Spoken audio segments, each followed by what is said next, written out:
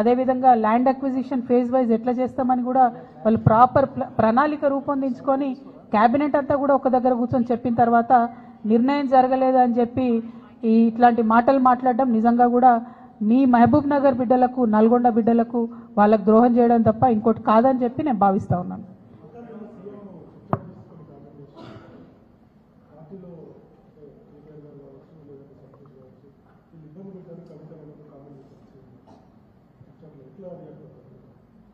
ఇప్పుడు సీఎం గారు ఏమన్నారన్నది నాకు తెలియదు, కానీ తెలంగాణ ప్రజలు అనుకుంటున్న విషయమే కదా, అది తెలంగాణ ప్రజలందరూ గమనిస్తున్న విషయమే. ఇప్పుడు బీఆర్ఎస్ పార్టీ సోషల్ మీడియా నన్నే దాడి చేస్తుంది, హరీష్ అన్న మీడియా నన్నే దాడి చేస్తుంది, సంతోష్ అన్నకున్న సీక్రెట్ మీడియా నన్నే దాడి చేస్తుంది. అందరు కలిసి నా మీద దాడి చేస్తున్నట్టే కదా, అలా కొత్త ఏం లేదు, అది మీ అందరి దృష్టిలో కూడా ఉన్నది కాబట్టి అది కొత్త ఏం లేదు, వింతేం లేదు. Thank you.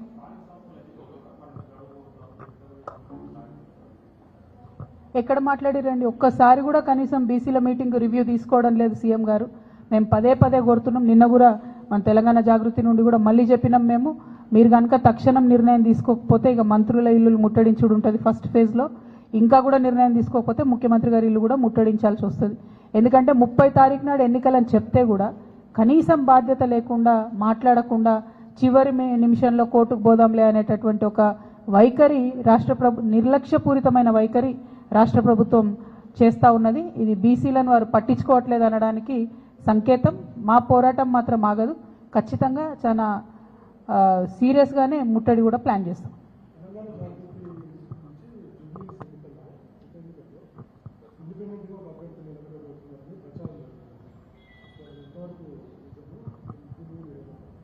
జై Telangana. Thank you. Thank you.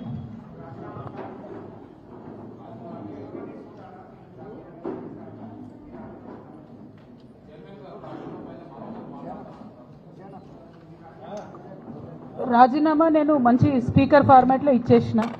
Chairman గారు నాకు మళ్ళీ నేను తెల్లారు కూడా ఆయనకు ఫోన్ చేసి కూడా చెప్పిన, నేను మంచి సౌండ్ మైండ్లో ఇచ్చిన సార్, కంపల్సరీ నా రిసిగ్నేషన్ యాక్సెప్ట్ చేయండి అని. మరి వారు ఎందుకు డిలే చేస్తున్నారో నాకు తెలియదు. చాలా కారణాలు చెప్తా ఉన్నారు, ఆ కారణాలు నాకు అనవసరం. నేను రాజీనామా చేసినాను. బీఆర్ఎస్ పార్టీ ద్వారా నాకు వచ్చినటువంటి పదవి ఆనాడు వద్దనుకున్నా, ఇవాళ కూడా వద్దనుకుంటున్నా. మళ్ళీ పంపమంటే మళ్ళీ పంపుతా ఉత్తరం, నాదేం ప్రాబ్లం లేదు. Thank you. ఏం అడగలే, నాకు ఎక్స్ప్లెనేషన్ అడగలే, ఏం అడగలే.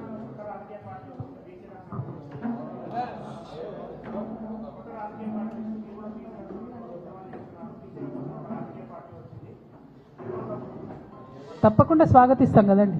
ప్రజాస్వామ్యంలో ఎన్ని పార్టీలు ఉంటే అంత మంచిది, ఎన్ని గొంతులు ఉంటే అంత మంచిది, ఎన్ని వాయిస్లు ఉంటే అంత మంచిది.